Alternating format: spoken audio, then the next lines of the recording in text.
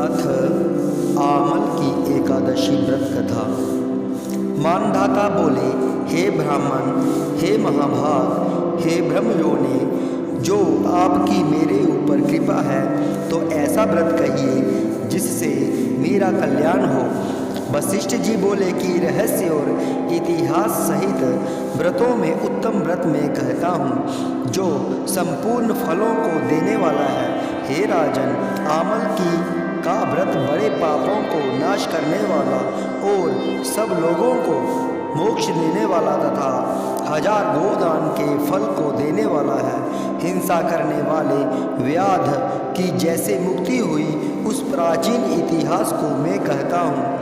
हृष्ट पुष्ट मनुष्यों और ब्राह्मण क्षत्रिय शूद्रों से सुशोभित वेदिश नाम का नगर था। हे नृपशार्दूल, वहाँ सुंदर वेद ध्वनि हो रही थी।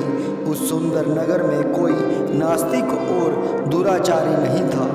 वहाँ चंद्रवंशी पाशविंदुक राजा के वंश में पैदा हुए धर्मात्मा सत्यवादी चत्ररथ नामक प्रसिद्ध राजा था।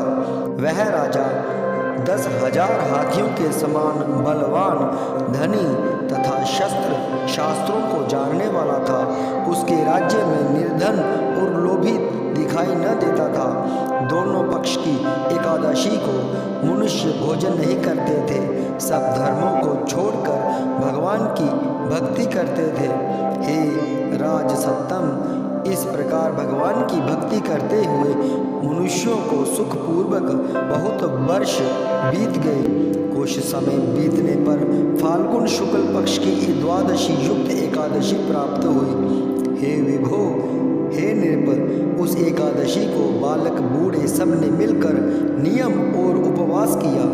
राजा इस व्रत को विशेष फलदायक समझकर नदी में स्नान करके प्रजा के साथ मंदिर में गए। राजा ने जल से भरा हुआ कलश स्थापित करके उसे छत्री, उपानह, पंचरत्न और सुंदर गंध से सुशोभित किया।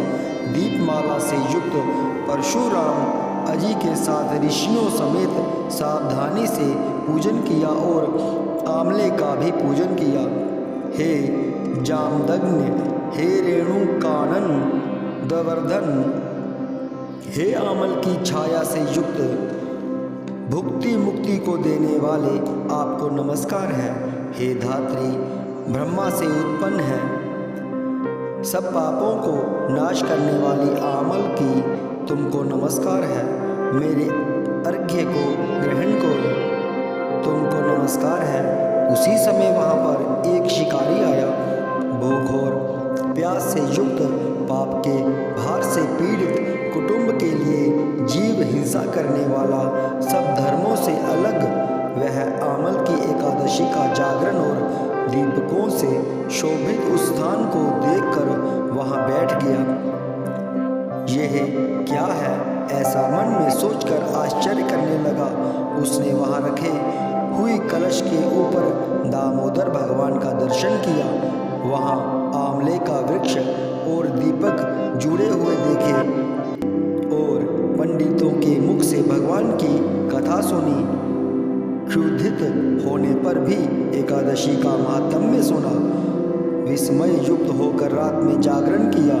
फिर प्रातःकाल सब मनुष्य नगर में गए। उस शिकारी ने भी घर पर आकर प्रसन्नता से भोजन किया। फिर बहुत काल के अनंतर व्याध की मृत्यु हुई। एकादशी के प्रभाव से और रात के जागरण से उसे चतुरंगिणी सेना समेत बड़ा राज्य मिला। धर्मात्मा राजा ने इंद्र की तरह राज्य किया।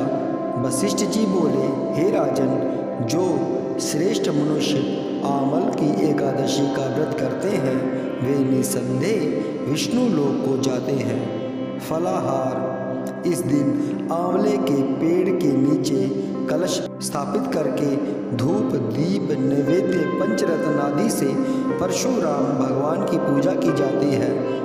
इस दिन आंवलों का सागार लेना चाहिए। जय श्री कृष्ण।